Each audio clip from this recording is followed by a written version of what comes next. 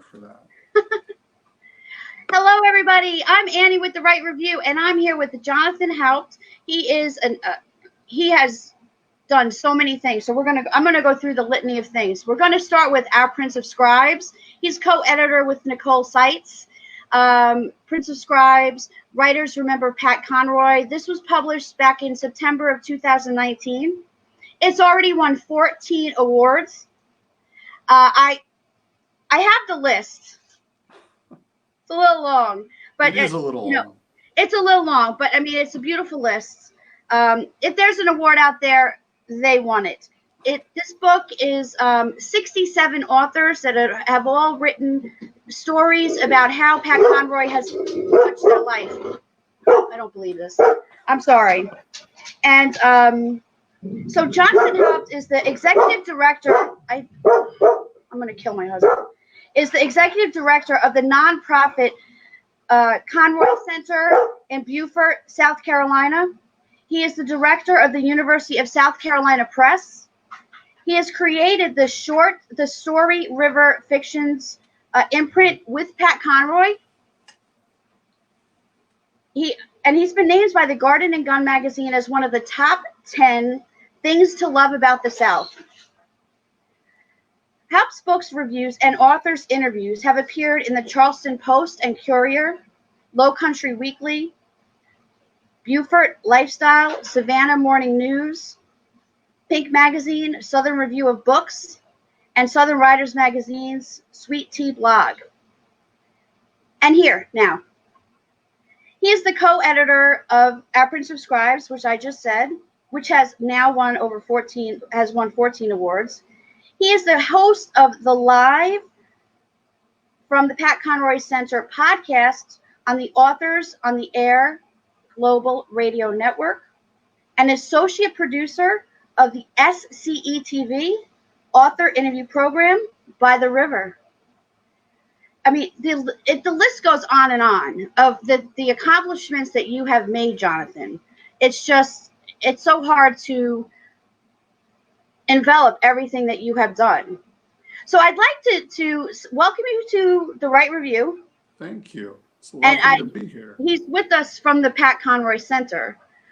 But I want to ask you, of all of those things that you've accomplished, what's been your favorite? To be a guest on The Right Review right now with you. Oh, my God. You're awesome. I love you already. You're fabulous. So right now, I know you're in Pat Conroy's office. So this is a great place to have a little chat about Our Prince of Scribes. So I know that you and Nicole decided to do this at a book festival over a cocktail. Can you tell us about that? That's right. Well, I wasn't drinking, of course, because I come from temperance people. But who knows what Nicole was drinking. But okay. This was at the first annual Deckle Edge Literary Festival in Columbia, South Carolina, not far from where we are. And this just happened to fall on the weekend that Pat Conroy announced to the world the unfortunate news that many of us had known, that he was fighting, to the best of his ability, pancreatic cancer. And he had just, through his Facebook feed, he had just made a public announcement. So at this festival where all these writers were gathered, to talk about their own books, all anyone wanted to talk about was Pat Conroy. And Nicole and I shared our own Pat Conroy stories with each other that weekend and realized how many other authors at that festival had also been influenced by Pat, either on the page as a reader, as millions of people have been, or they actually knew him. They had some encounter with him in which he said the right thing or did the right thing and sort of moved them on their paths. And so that weekend we started talking about the possibility of gathering some essays together for an anthology, something Nicole had done once before on another subject matter. And 2 weeks to the day after that festival is when Pat Conroy passed away on March 4th of 2016. And the book took on a completely different weight and a completely different timeline at that point. We knew this was going to be an important work for readers, not just in that moment, but in all times. If Pat's books are going to be timeless, we wanted a book about Pat to be timeless as well. Right. And we spent a year and a half gathering these stories from these 67 writers, many of whom we did not know at that point. Many of them didn't know each other. What we had in common was we were all writers and we all knew Pat Conroy. And he had been a mentor and champion to us at some point. And 67 seems like a huge number. I mean, if we get to the end of our lives and 67 people still like us and want to say nice things, you know, we did pretty well. Yeah, But yeah, that's true. That's very few of the writers who Pat actually influenced. They would number in the hundreds, if not the thousands, if we actually were able to count all of them. But the folks who participated in this project have been so generous to give their essays, give their words initially, but they've given their time, time and again, in fact. Of the 67 writers who are in the book, 54 of us have participated in public events for this, whether that's a panel discussion or a writer's workshop or something else to kind of pay it forward and see that stories about Pat continue to be told and that they continue to inspire other writers and other readers. You know, it's such a beautiful thing to do. You know, which we're going to talk about how you met Pat. You know, which I guess we can ask that now before we talk about the book. Let's start with that. How did you meet Pat and how did your friendship begin? Sure. Well, you mentioned I used to be a director of the University of South Carolina Press. And before that, I was a publicist. I was a marketing person. And when I came to South Carolina in 2004, that press, USC Press, was about to publish a novel, which they hadn't done in a long time. And the writer wanted a blurb from Pat Conroy. So my assignment, you know, new to South Carolina, was to call up Pat Conroy and ask him for a blurb. And I had read a couple of Conroy books, but I didn't know him. I had no connection to him. We had a phone number, and I wrote out everything I was going to say. I wrote out a couple of paragraphs of, you know, why I was calling and why I thought this book was important. And I dialed the number, and I get a voicemail, you know, which I was halfway expecting. And it says, "You've reached the office of Pat Conroy. You can leave a message if you want. He might call you back, but probably not." And that last bit is soul crushing. I'm not prepared for that. So, you know, my memory of this is that I rambled on for the full 3-minute recording time of that answering machine message. And when I got to the end, when it beeped and cut me off, I thought, did I even leave my phone number? Did I even give him a chance Oh, to no. call me back? So I thought, I'm never going to hear from him. There's no way. He called me the next day and he talked to me. Really, he interrogated me for 45 minutes. He didn't want to know anything about the book that I called him about. He wanted to know about me. He wanted to know who the new guy at the press was, where I was from, who I was reading, who did I know, what did I think about South Carolina, you know. And it's Pat Conroy. Wow. It's the Pat Conroy Right. who's taking an interest in me. It was a strange, weird moment, really, but an empowering one too. And so something I said to him, I have no idea what, convinced him that I was worth his time. So he gave me all these different ways to contact him and said, anytime there was a book that I felt strongly about, to by all means give him a call. And he confessed to me there that he was, in his words, not mine, his words, a blurb slut. I love that. Which is a So great funny. term, right? It is. I love it. I love it. Oh my gosh. So he wanted to provide blurbs for any writer he could, because it had been so difficult for him to get them when he was starting out. But here was a book he wouldn't do it for. It was a book about Charleston, and he was writing his own book about Charleston at that time, which turned out to be South Abroad. But he made very clear to me he wanted me to be able to have access to him. And for 7 years, I was just one of hundreds, if not more than that, people who had access to Pat at that level. But slowly we became friends. And when I became director of USC Press and got serious about publishing fiction and short story collections and poetry and children's books, Pat wanted to be a part of that. So he volunteered, to the absolute surprise of everyone in his circle of friends, he volunteered to be editor-at-large of Story River Books, this fiction imprint we created together. And during the last 5 years of his life, we published 22 novels and short story collections, including Nicole Seitz's book, The Cage Maker. And it gave Pat a chance to be a teacher again. It gave him a chance to show his own readers, who numbered in the millions, that there were other writers out there they should be reading. And it gave him a chance to show those authors in the Story River series how to value a reader, how to treasure them the way that Pat Conroy treasured his readers. And it was a transformative experience for me. I mean, it truly has to be. And, you know, in learning more about you, you know, anybody can go to your Facebook page or the Pat Conroy Literary Center website, which everyone needs to visit, join the newsletter, you know, all of that, and learn more about you. You know that you keep Pat Conroy's spirit alive. Pat Conroy lives in everywhere where he sprinkled love of reading, love of writing, love of the English language, love of pouring your heart on the paper, words, everything on the paper. But you make sure you're the heart. You're like the engine that keeps it going. So thank you for that. I just want to say that. It's It a means a lot. privilege to get to do it. To be a caretaker of this part of Pat's legacy is really meaningful for me. Certainly not the only one who does it. He touched many lives, and we all have Right. lives. I know. But there always has to be that person that's the head. So thank you. It's really, really appreciated. So thank you very much. And you always tell people, I always hear everywhere you go, Pat would be so proud of you. Pat would be so proud of you. So I just want to say to you, Pat would be so proud of you. Oh, thank you, Annie. That means a lot. You're welcome. You're welcome. I'm going to cry because I really mean that. There's a lot of crying that actually goes on here in the Conroy Center. You wouldn't be the first time. Well, his words are so emotional. They're so epic, and he means everything he says. Everything he does is just so beautiful.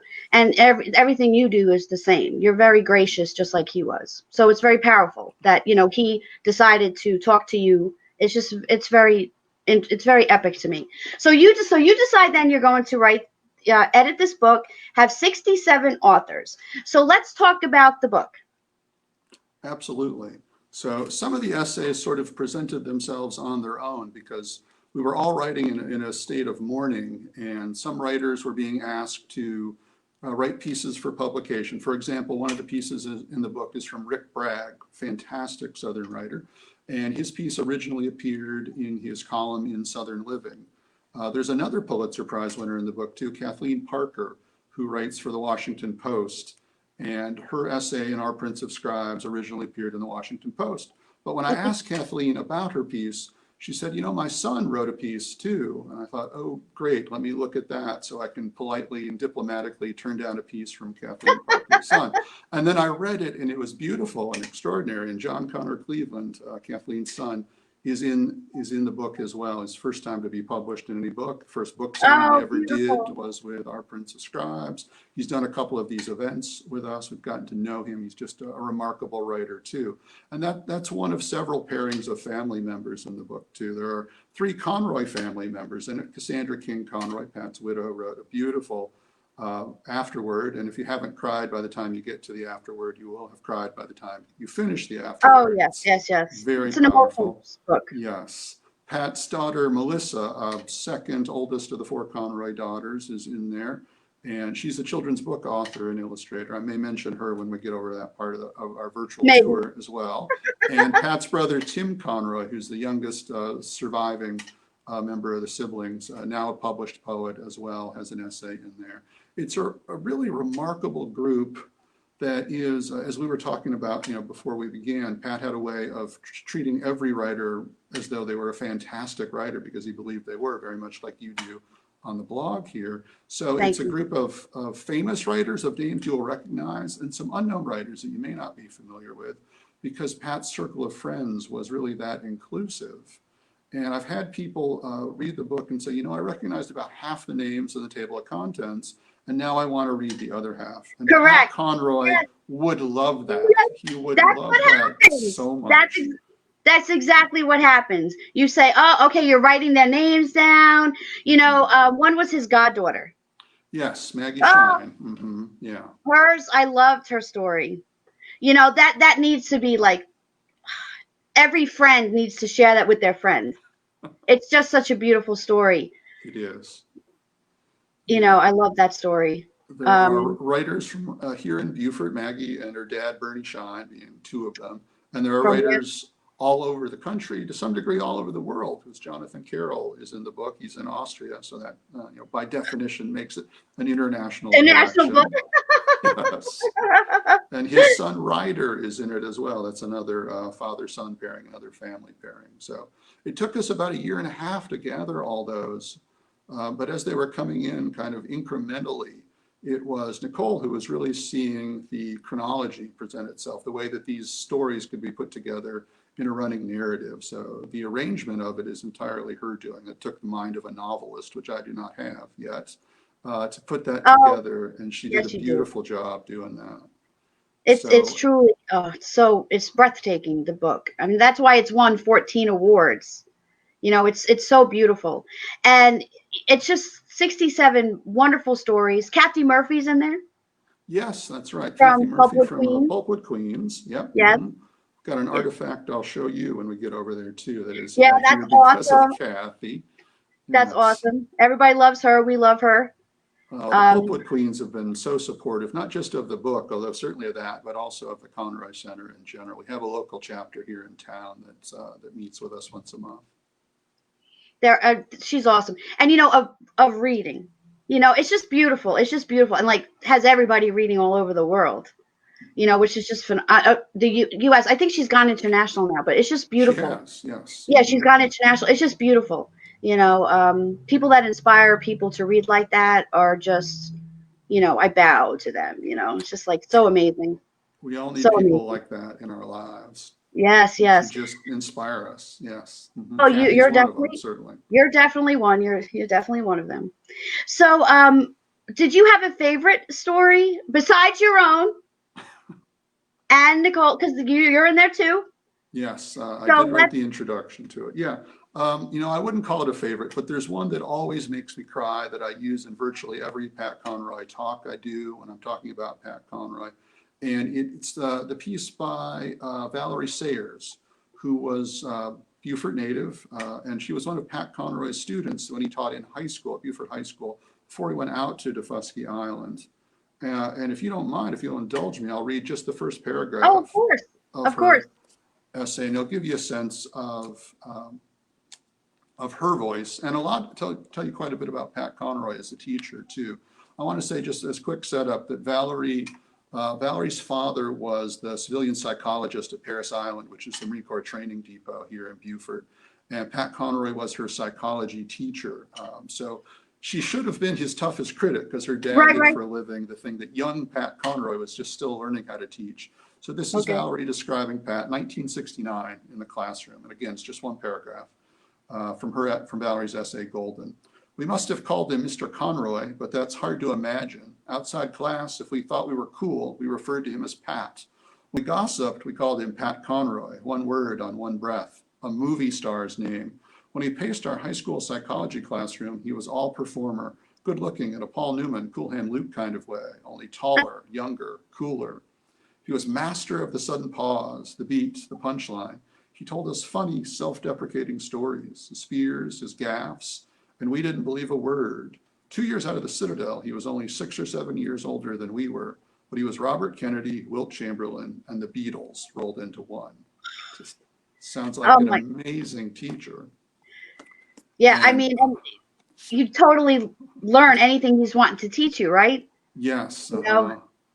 Well, part of what he taught Valerie was sex education because I teen know. pregnancy was a real And what problem at happened? Beaufort. And what happened?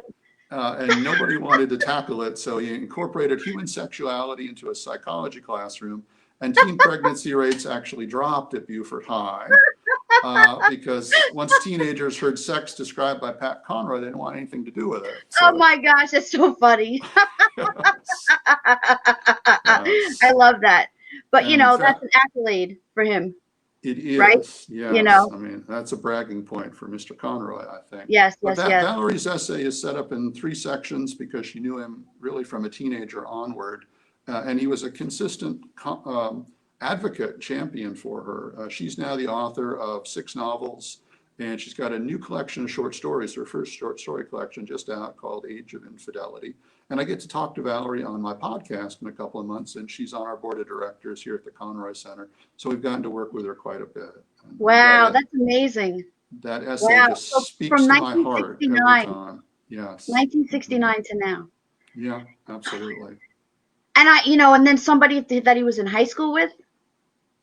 Yeah, sure. He went to high school with Bernie Shine for a year, but also Stephanie Austin Edwards is in the book, who was, as I would say, an original witness to Pat Conroy. She was on the editorial staff of Breakers Literary Magazine Yes, at yes, Beaufort yes. High School, Oh, I love that. which was first place Pat Conroy was ever published when he was, 16, maybe 17 years old.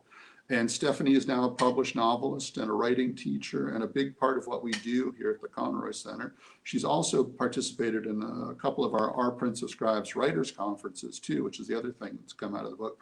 These wonderful one-day writers conferences we do where 3 or 4 or 5 of us from the book who are teachers in one capacity or another get to go out and share that in the spirit of peer-to-peer mentoring, very much as Pat did with us. And Stephanie is part of a group that'll be doing that with me on August 29th, so coming up at the end of next month. And that's on our website and Facebook page. People can still sign up for that one. Oh, that's beautiful. That's beautiful. So anyone can attend these events? Yes, absolutely. It's a one-day writers conference, 4 panels during the day, or 4 workshops, excuse me, during the day. And then we always close it out with a discussion. So those of us who've been involved in the course of the day will get together, sort of talk it through and share our Pat Conroy stories to close out the day. This will be the 4th one we've done. These have been really remarkable experiences for all of us.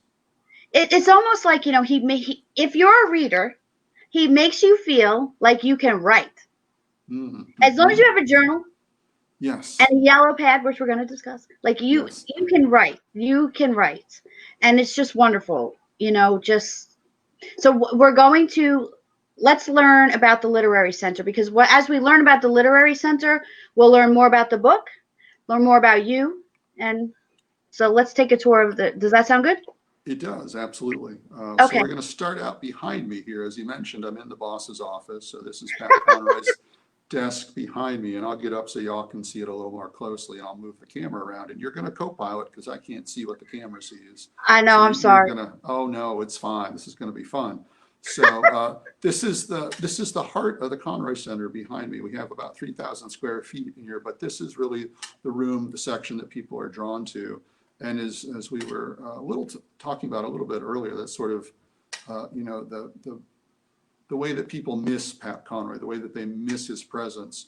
When people come in and they see this desk, they feel both the presence and the absence of Pat Conroy, because this is where his writing life took place from the 1990s onward. This was his desk out on Fripp Island. At that point, he was writing beach music. So some part of every book from beach music forward was written at this desk, always longhand. Yep, there it is. Yeah, you've got it. That's great. Always longhand on yellow legal pads. So here's where we're going to get up and try not to give anybody motion sickness at home. And you're going to help me. He wrote longhand. Yes, well, his Let's dad. tell everybody why. This is important. I'm glad you asked. This is an important story. Pat's father, Colonel Conroy, the great Santini, always thought his son would grow up to be a fighter pilot, just like dear old dad. So he actually forbid Pat from taking typing in high school. He thought Pat would have secretaries and corporals to do that for him. So Pat never learned how to type. Everything had to be written longhand until late in life. Pat's grandkids, who called him Poppy, told Pat that he needed to learn how to email so he could be in touch with him. This is before texting, which of course confounded Pat even more. Those of us who knew him during those final years would get emails from Pat, but he never found his way to the shift key or backspace or any kind of punctuation whatsoever. So it took a lot of effort to translate those emails, but they were beautiful in their way. So we have it set up not with a computer, because that wouldn't have been Pat. We have it set up with yellow legal pad. So here we go. We're going to go back behind the desk here, and I'm going to try and stay in focus. I'm getting used to your StreamYard. Here we are. All right. So, yeah. Thank you. Yep. There we are. Let me see. There is our yellow legal pad right there. I love it. Yes. You're looking out into the Conroy Center there, as we would from here. Pat had about 8,000 books in his personal library. And here in his office, we've got a couple hundred of them. And then there are others scattered around the Conroy Center. 8,000? 8,000. I mean, that's a guess. That's as near as we can project from these. And you can see we got photos everywhere here too. From the time that he was a sophomore in high school, Pat was trying to read 200 pages a day. His English teacher, Joseph Monty, his sophomore year at Gonzaga High School, Washington, D.C., told him to set that as a goal. And Pat and his mother, Peggy, let's see if we can get Peggy in the shop here. There's Peggy right there. She's beautiful. They both did that. They were both in the habit of reading 200 pages a day, every single day. Pat also started keeping a journal when he was 15, so he was in the habit of doing that as well. So you can kind of see That's this amazing. mural behind me. I'm going to get out of the way so you can see that a little better. When Pat was actually using the real desk in his real office on Fripp Island, he had it pushed up against a window, and he was always looking out onto the marsh. That was really important to him, to see the story unfolding during the day, the natural story. Beautiful. We're in an enclosed room, so we can't do that here, but a local artist named Aki Kato, Japanese-born, who makes his home here in Beaufort, did this mural as a gift for us at the center, and it's just gorgeous. beautiful. I mean, it Yes, conveys gorgeous. the world that Pat wrote about. So let me see if I can show you a couple of other of Aki's pieces. There we are. There's one right there. We're looking across that. Wow. It says, The Tale of Carolina Snowball, which Pat refers to as the albino porpoise, the white dolphin from Prince of Tides. And that piece that I just showed you from Aki was a piece commissioned by Pat's siblings for him as a gift. So we've got a couple of Aki's pieces that Pat actually owned. We've got trophies everywhere. We got awards. You can kind of see them behind me, but Yeah. here's the one I want to show you, and you're probably going to see my reflection in it when I get over there. There we are. It's right on Pat's desk. That is his MVP trophy from his senior year at the Citadel, where he was captain and MVP of the basketball team. And that, of course, becomes the inspiration for Pat's book, My Losing Season. Okay. And, you know, That's it's a bit of a fiction for us to have it on Pat's desk. He did not do that, but it was always near his desk. It's always really special to him. So we've honored that in our way. So we're going to wander a little bit. I'm going to keep it on me so we don't get motion sickness out there. But I want to show you a couple of other things out here. You know, it wouldn't be a literary center honoring Pat Conroy if we didn't have a couple of examples of his writing, of manuscripts. And let's see if I can park the camera. There we are. And I want to show you one here. And this is what Pat always referred to as the first poem he ever wrote. He was 16 years old. And I have to tell you the story first. I have to do the quick setup for this to give it, you know, its proper historical context. Yes. When Pat and the Conroys came here to Beaufort, it was 1961. He grew up as a military brat, and he had moved around so many times. The family had moved 23 times between when Pat was born and when they came here in 61, and he was 16 years old. So, I mean, think about that. He had been the new kid at every school he went to, always shy, always awkward, never there long enough to make a friend or to catch the attention of any teachers or mentors. He comes here to Beaufort, and the colonel's assignment at the air station is for 2 years. So for the first time, Pat is going to be at one place for 2 years. 2 years. And it's enough time to finally start making friends and finally start figuring out what kind of person he's going to become. Beaufort High was also the first public school that Pat went to. Everything had been a private school, a Catholic school until that point. So he makes an amazing friend here. It's the most popular kid in school, son of the school superintendent. Let me show you his photo. His name is Randy Randall. This is Randy's yearbook photo. Let me get it in shot. There he is. Kind of Randy. Sorry, this is a little hard to navigate. There he is. Whoop, other way. Oh, he's so handsome. Yep, he is a good-looking guy. But unfortunately, Randy passed away in front of Pat and the whole school on the opening day of the 1962 baseball season. Died on the pitcher's mound, Beaufort High School. And Pat, who, as we know from his novels like The Great Santini, was being abused at home, sort of thinks his life is in jeopardy every day. Pat thinks he could die at any time. And now he's seen his best friend die. You know, the realities of our mortality have become clear to him. He's in an intense period of grief, and he decides the only way to do this is to react in some way. And it's his high school English teacher, Jean Norris, who gives the whole school permission to mourn. And Pat's grief takes the form of this poem right here, which I'm going to show you. Oh, there we are. Oh, this is in Pat's handwriting. This is a copy. I'm not holding up the original, just to be clear. But let me read this to you so you can get a sense of what Pat was writing at the age of 16. He wrote this for Randy's parents, Morgan and Julia Randall, and they became sort of surrogate parents for Pat in many ways, too. So this is written in 1962. Pat Conroy was 16 at that point. I have ceased to wonder at the rapid flight of days. The slice of birds and winter shout are but an effort meant to render nature praise. Myself, I wish to think about 100 friends who walk a pathless street alone, in search of lost and youth-grieved dreams. Once a boy, fluid-limbed and not quite fully grown, gave love to life, and life, it seemed, surfeited with the honey tooth of perfect joy. Yet darkness lit another place, far off in the hills. So shadow wrapped the boy in death and pressed his guiltless face into the flawless pages of eternal rhyme, a snow-fleeced lamb of the earth and God-bound child of time. It's a beautiful, mournful poem. Pat just lost his best friend who had realized that death is real. Death can take any of us, even a kid, at any time. But once that poem came out, once that door was open, they just kept coming and coming and coming. And Pat very much wanted to be a poet, was published for the first time in Breaker's literary magazine at Beaufort High with works of poetry, not works of prose. But so, you can tell that in his writing that he's a poet, obviously, because he's very, yes. he's so poetic, so beautiful. Yeah. There's a lot of influence of Thomas Wolfe in that one. Pat was Oh my gosh. obsessed with Thomas Wolfe at that point in his age, and well beyond that age as well. And we can see that influence, but we also see hints of the kind of writer Pat would become over time. Yeah.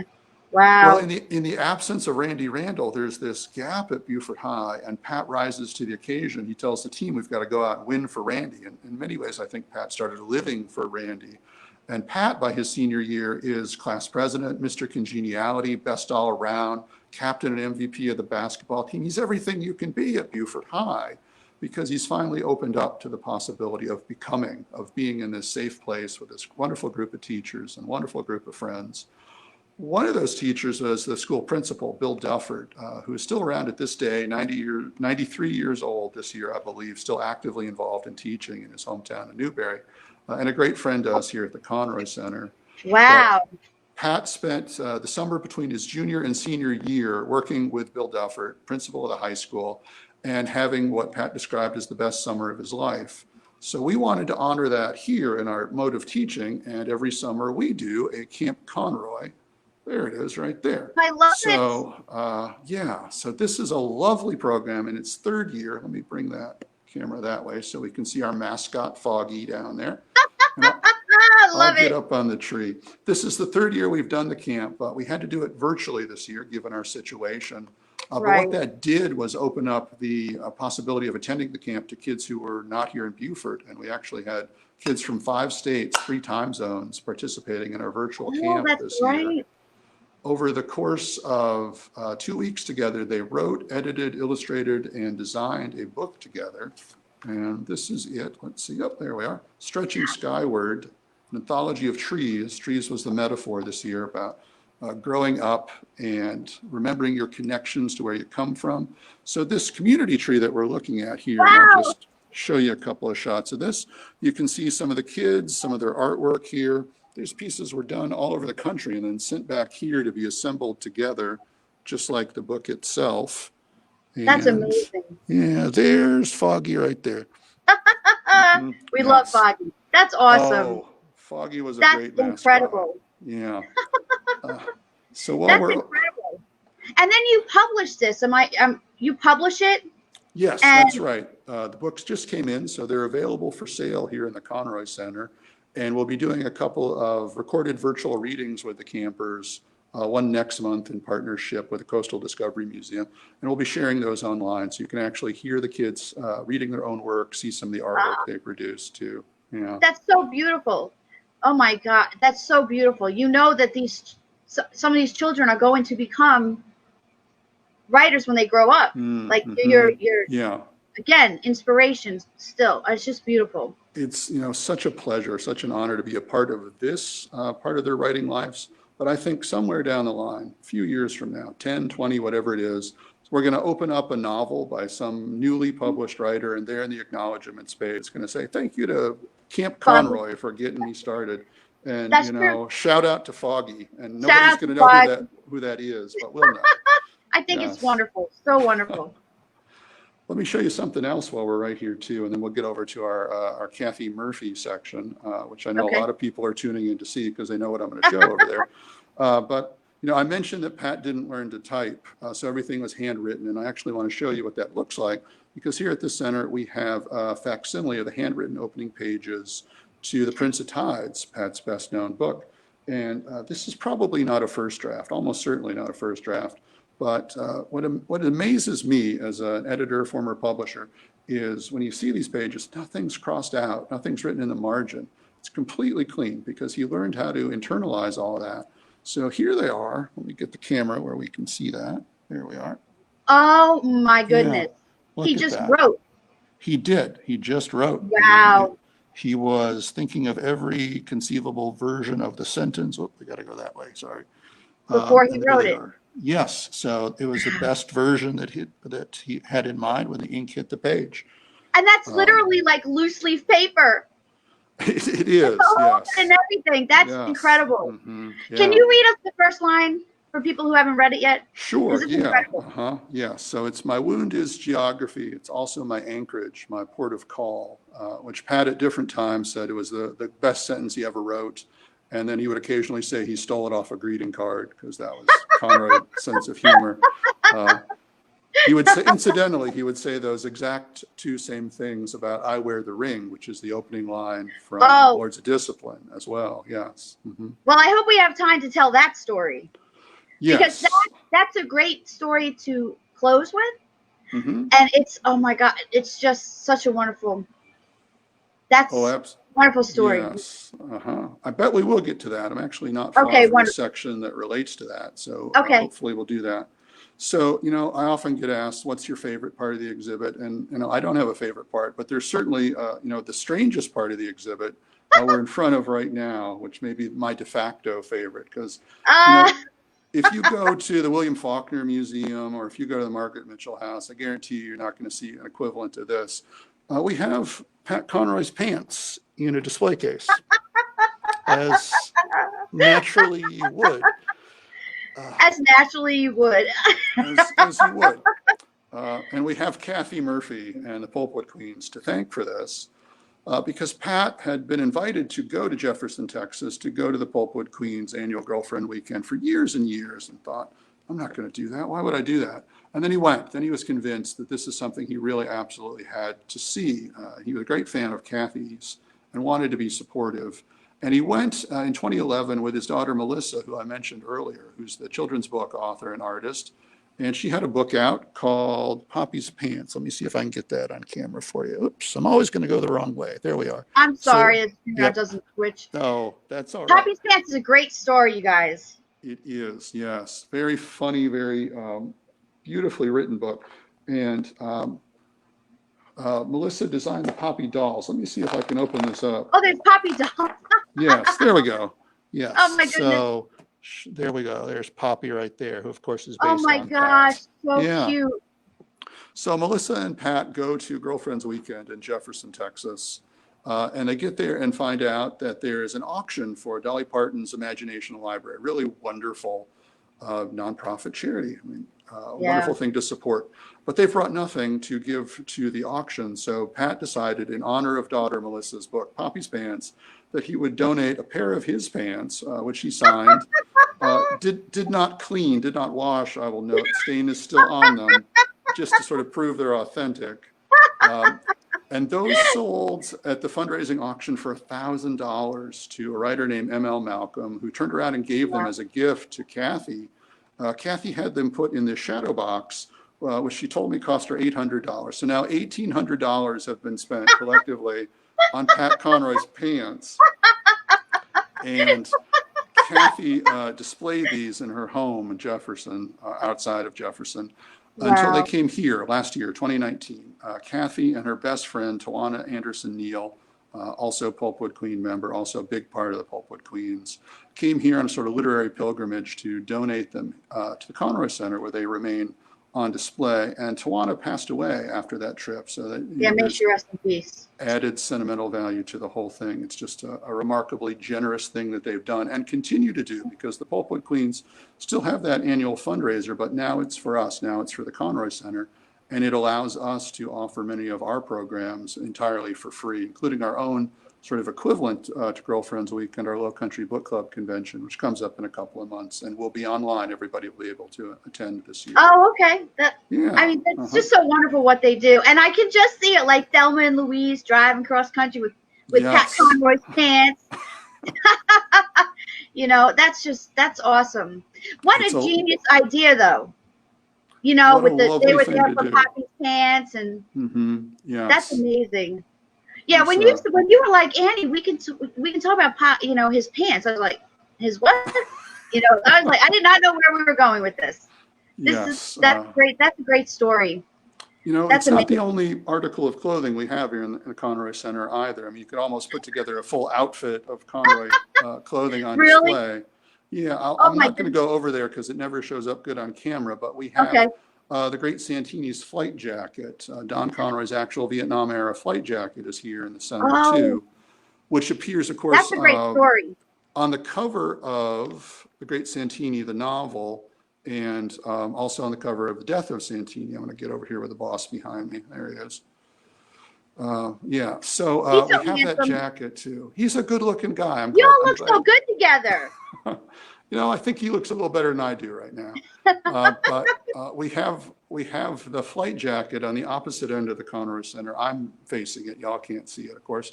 But you know, in the novel, the character who is based on Don Conroy, called Bull Meacham in the novel, gives that jacket to his son Ben Meacham, the character who's based on Pat Conroy, at midnight on his 18th birthday to welcome him into adulthood, sort of indoctrinate him into manhood.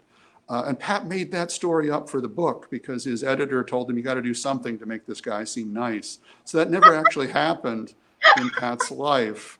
But it's become such a big part of that story. It's such a big, powerful moment of both the novel and the film. Don did give it to one of the other siblings, and it sort of circulated among them, finally ending up with Pat's sister, Kathy, who makes it possible for us to have it here in the Conroy Center. Kathy's on our board of directors. She volunteers with us as well here at the center.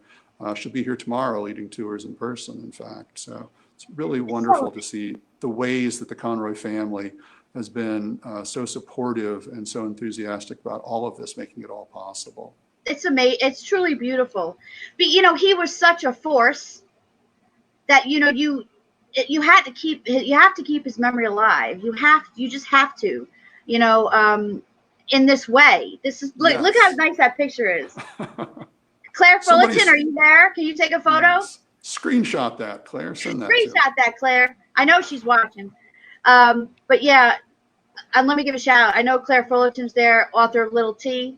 I know she's a member of your, what is it called? She's been down here to see us in the Conroy Center a couple of times, and she'll be speaking to our local chapter of the Pulpwood Queens next month, I believe. Oh. So we'll have some video of Claire talking to our Pulpwood Queens. I love Claire. She's an amazing author. She reminds me a lot of Pat in her writing. Yes, oh, absolutely. There's a wonderful lyrical power to Claire's writing and an honesty to her language, too, that's very evocative of Pat's style. Correct, absolutely. And very much about life. Yes. Like Pat wrote. So anyway, so that's why she came to mind. I'm looking at Pat. It's like all I could think about because he was very much about, you know, writing about life and, you know, just write about life, and he always spoke about writing about now. You know, that was know about your life now. And he thought that was very interesting. Not necessarily publishing it, but writing about it. So you know yourself. And it's very interesting. He told a group of high school students at a writing competition that we created together that it was their responsibility to chronicle the time that we're living in right now for those lucky enough to follow us, which I think is increasingly true. What's strange, seemingly impossible, often frightening times we're in right now. And people are going to wonder what this meant. They're going to wonder what it was like to live through it. And it's up to us who are here right now to make sure that we're capturing those stories. It's so true and people are scared to write about this now, but it is very important to capture it. You're absolutely right. Yes. Good, very good point. Very good point. So, so let's talk about. Are you anywhere near the teachers, Bill? You know, Jean Norris, because I want to talk about Archibald. Yes, we can do that. Let me go. I think that's a wonderful story. How he, you know, he was taught about how writers speak to writers. Absolutely. So it's Jean Norris that you're mentioning, who I mentioned just briefly earlier too. Sorry, navigating some cables here. There we are. So let me show you Jean. Be careful. Yes. Let me see if we can get Jean in the photo. There's Pat there he is. Look at these photos. Right Magnificent. there. Yes. There's Pat at Beaufort High. I mentioned Stephanie Austin Edwards and Breakers Literary Magazine before. These are some of the editors of Breakers. So there's Pat, there's Stephanie right there. But this is Jean Norris right here at the lectern. And that's probably Pat Conroy. That's a very Conroy shaped head right there. So let me come right over here and I'll tell you this story about Jean Norris and a couple of really wonderful gifts he gave Pat. When Jean, as Pat always said, Jean spotted him, meaning Jean was the first guy who really recognized Pat's untapped potential to be a writer, not just to have ambitions to do it, but actually do it. And he wanted Pat to interact with real writers. So he took Pat Conroy to see Archibald Rutledge, which is a name probably not super familiar to a lot of folks out there. But, the easiest way I can explain it is that Archibald Rutledge was Pat Conroy before there was a Pat Conroy. When Pat was a teacher, Archibald Rutledge was South Carolina's most famous, most immediately recognizable, most often published writer. He was 83 years old when 16-year-old Pat Conroy met him. And Mr. Rutledge spent a whole afternoon with Pat, walking him around his property, Hampton Plantation, which is now a state park, and teaching Pat to appreciate the details and the stories behind every single thing he saw, every place he went, every person he met. And at the end of the day, Rutledge, who is a poet, among other things, took Pat into his office, his writing room, as he called it, took out a notepad, very much like the kind of pads Pat would eventually end up using himself. And Rutledge showed young Pat an unpublished poem, something he was working on but hadn't finished yet. And he asked Pat, what would you do to make this poem better? Literature can always be improved. Can you imagine that? Most famous poem, most famous writer in your state wants to know your opinion, writer to writer. That was a transformative moment for Pat. And Jean Norris made sure he took it to heart. Jean asked him about that in the car ride home. And Pat said, as he would recall years later, he said, in that moment, if I ever become a writer, I'll be nice to every kid I meet. And I think really about that when I read the stories in Our Prince of Scribes, because Pat was nice to every writer he met. And those are the stories that we tell time and time again. And I mentioned Kathleen Parker and her son, John Connor Cleveland. John Connor's essay is about being a 17-year-old kid who wasn't entirely sure he wanted to be a writer and being brought down to Beaufort to meet the most famous writer his mother knew, who was Pat Conroy. And Pat had the equivalent of the Archibald Rutledge afternoon with John Connor Cleveland, doing very much the same things that Archibald Rutledge did with 16-year-old Pat Conroy. So, that day meant everything to Pat. That's amazing. Also introduced Pat to the woman who would become his first creative writing teacher. Her name is Ann Head, and that too is probably a name unfamiliar to a lot of folks out there because there's no Ann Head Literary Center, and her legacy has been lost, although it's coming back around thanks to some work that we do here.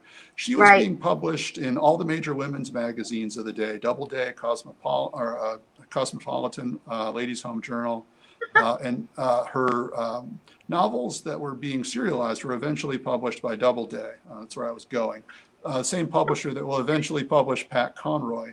And one of those books, Mr. and Mrs. Bojo Jones, was made into a TV film starring Desi Arnaz Jr., and it was taught in high school classrooms as a sort of cautionary tale about teen pregnancy for about 50 years. It's often credited alongside The Outsiders as helping create the young adult novel genre as we now think of it. She was a major, major writer, and Jean Norris recruited her to be the first creative writing teacher Beaufort High ever had, because 6 students, including Pat Conroy, had shown remarkable aptitude for this.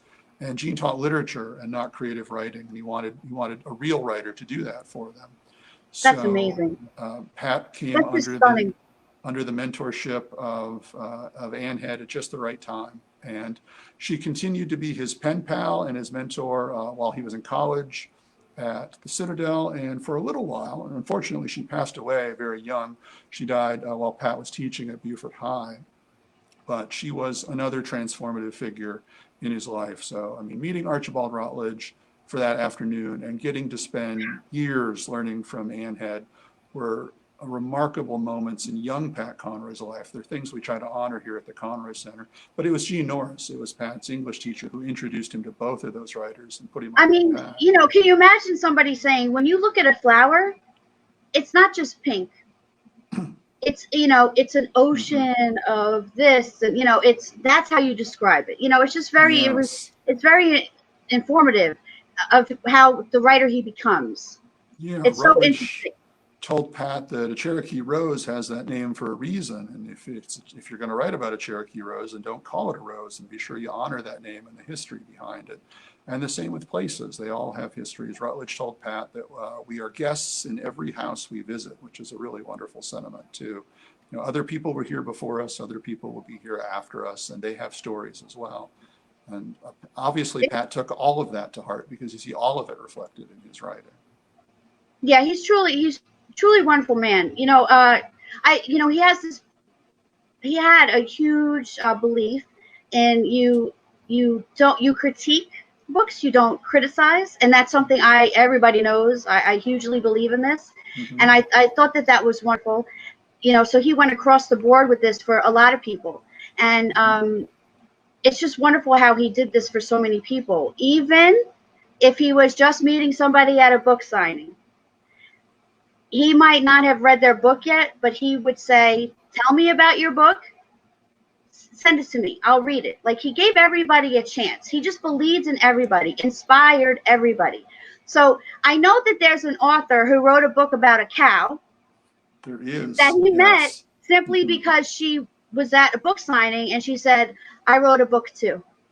And it's just amazing because her book is so hugely known, such a wide success. Can we just tell everybody what the name of that book is? Oh, we absolutely can. I'd be disappointed if we didn't get to talk about Bren McLean and One Good Mama Bone, which Pat and I had the Wow. honor of publishing in Story River Books. But Bren met Pat, as you say, at a book signing years before that. And I believe it was for Beach Music, if I remember this correctly. Yes, it And was. Pat's signing lines would go on for 4 or 5 hours because he wanted to have a genuine conversation with everyone who came up to him.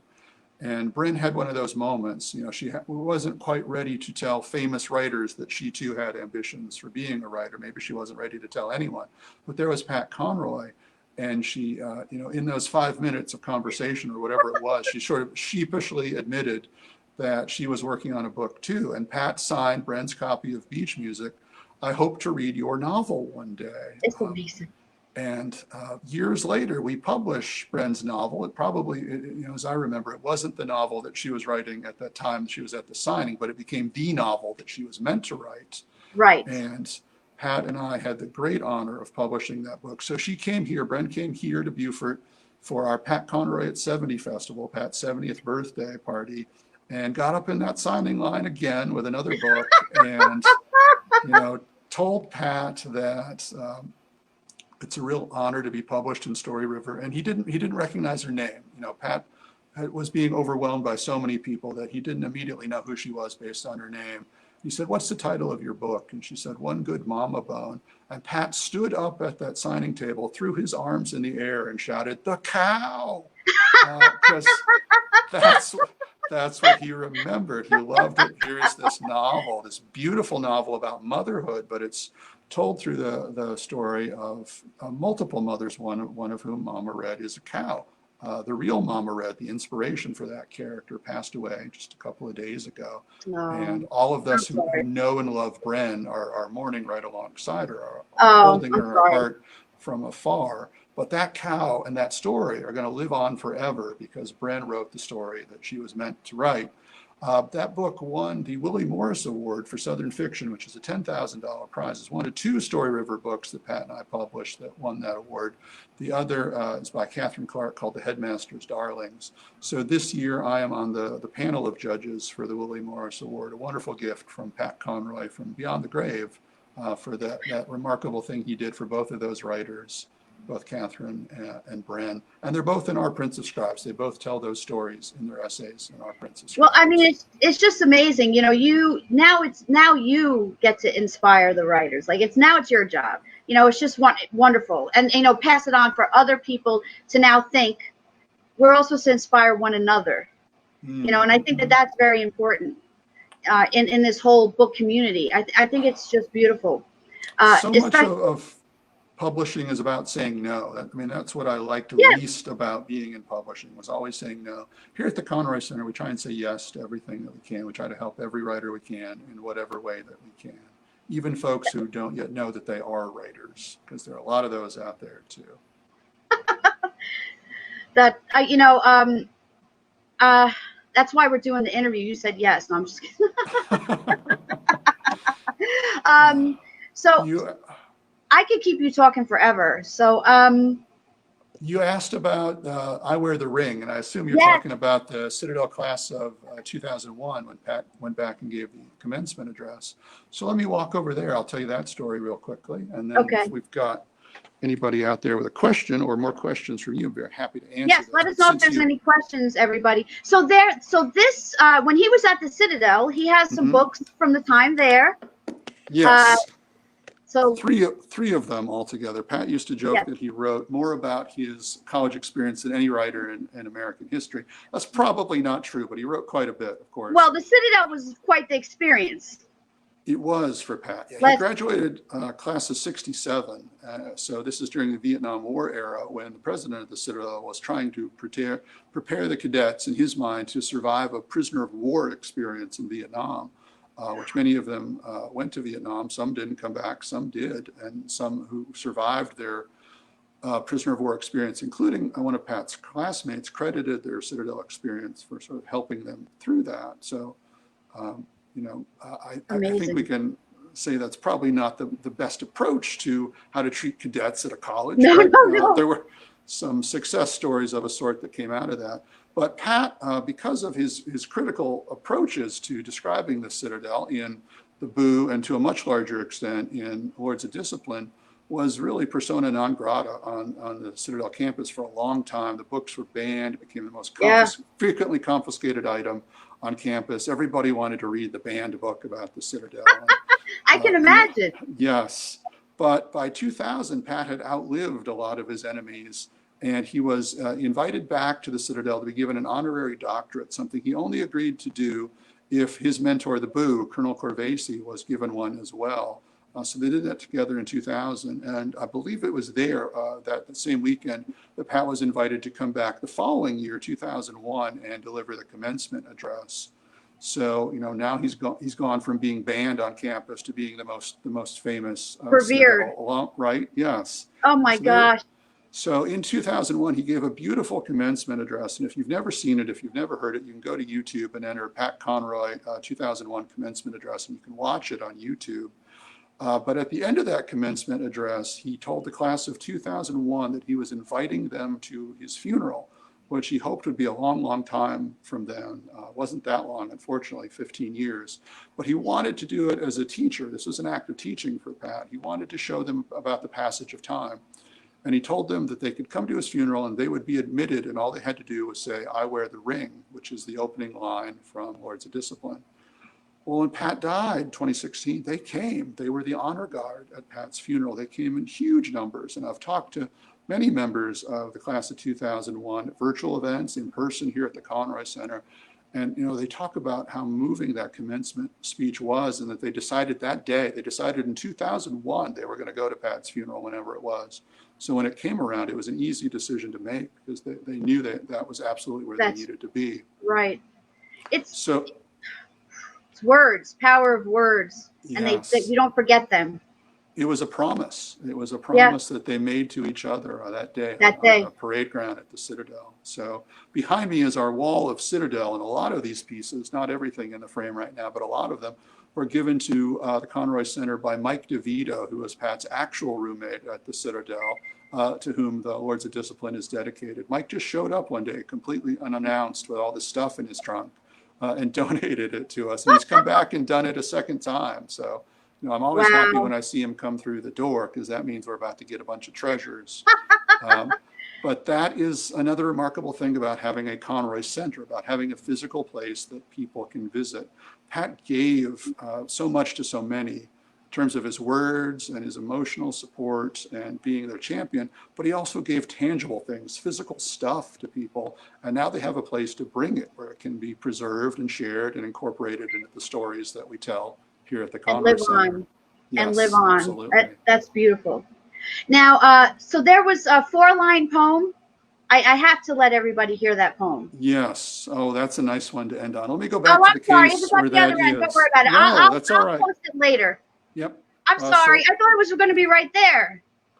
It's, it's not far. It's right where we just were. I make everything difficult. I'm No, sorry. I'm happy to go back for this. You're going to have to help me get it in frame. I can Okay. recite it from memory, but this is a poem that was published in the Shako, which is the literary magazine at the Citadel, which exists to this day, still in print, still available. But during Pat's freshman year at the Citadel, his knob year, as it's called at the Citadel, he wrote what he always described as the most famous poem in the history of the Citadel. And your freshman year, your knob year, your job is to be invisible, to not draw attention to yourself. And this drew a lot of attention to Pat Conroy. So let's see if we can get it in the shot here. It's down here, and I got to go that way. And there it is. Yeah, there it is. Yep. The dreams of youth are pleasant dreams of women, vintage, and the sea. Last night I dreamt I was a dog who found an upperclassman tree. Tree. Oh my gosh. Yes, just So 4 amazing. lines. Just 4 lines, but quintessential Pat Conroy right there. Yeah, that's priceless. That's priceless. It's just amazing. He's wonderful, and so are you. I really I appreciate your time. Did anybody have any questions? I do want to point out that you have some interesting tattoos. So I do. So there's this really cool story about if they go on tour like 15 times, they have to get a tattoo.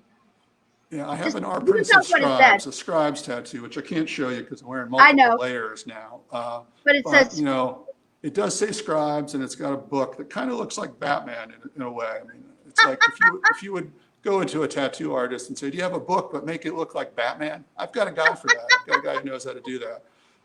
But the joke among those of us who have been on the thankfully never-ending Scribes tour is that if you do 15 or more Scribes events, you have to get a tattoo.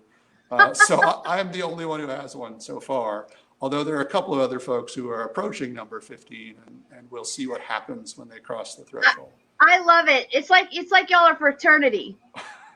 Y'all are a fraternity.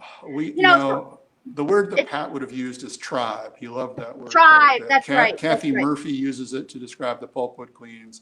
Pat used it to describe his family, but also the group of writers he was supportive. So I suppose that makes us the tribe of scribes. The tribe.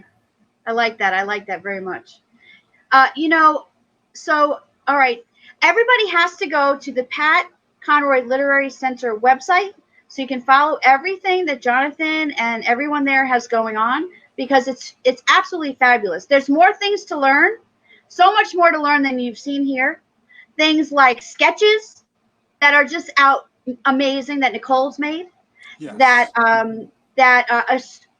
a young man in their neighborhood at Beaufort has made out of words.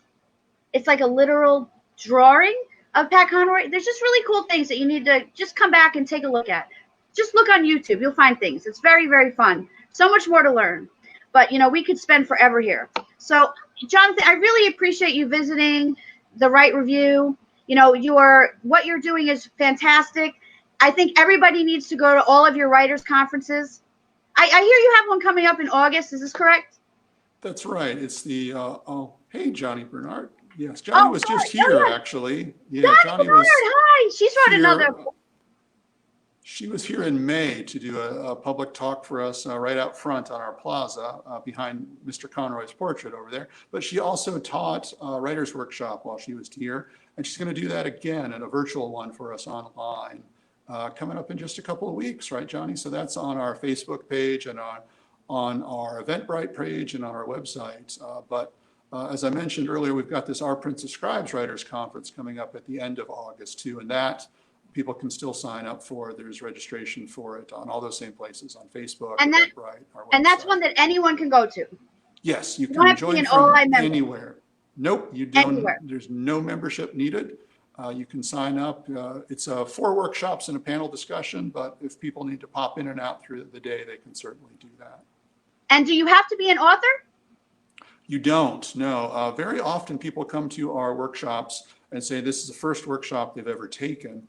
And that's because they recognize the name Pat Conroy, and that means something to them. So that's the motivation that they've been needing to finally come across that threshold, take that leap, and self-identify as writers. And I'm so proud when that happens. I'm so proud of them. I'm so proud of the work we do. when we get a writer into her or his very first workshop. Oh, that's fantastic. That's fantastic. Can a 50-year-old take it? Yes, absolutely. As can a 15-year-old. We have a That's young amazing. intern People here at of the all Conroy ages, Center right? who takes these I'm classes about too. to interview Yeah. someone that just published their first book at 83 or 81 That's or 83. fantastic. Yes, That's wonderful. it's amazing. I can't wait to talk to her. Sandell Morse is her name. Pat believed we all had a book in us. Yes. If it takes you 83 years to find yours, that's great. I'm glad they found it. It's beautiful, Jonathan. Well, I thank you so much for your time and your generosity in all that you do. You know, you're wonderful to the book community. We all worship you. So thank you so much for your time. And we hope you'll be back sometime to visit. I would love that. Thank you, Annie. This has been an absolute pleasure. You're so kind to have this conversation and this tour with me tonight. So thank you so much. You're welcome. I absolutely appreciate it. And thank you, everybody, for coming. We really appreciate your time as well. All right, everybody. And love to Pat Conroy. Bye. Absolutely. Great love. Bye. Bye.